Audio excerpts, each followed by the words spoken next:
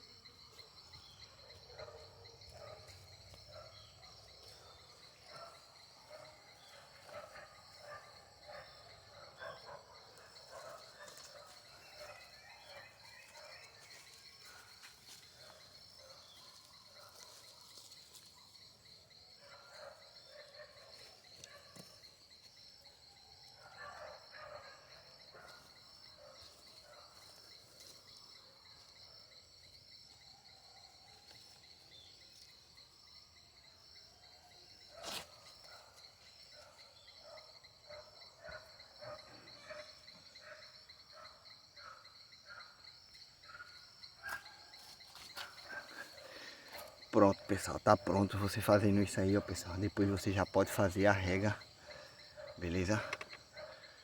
Pode fazer a rega que já tá pronto. Espero que vocês tenham gostado. Se você gostou, clica no gostei. É nós, tamo junto.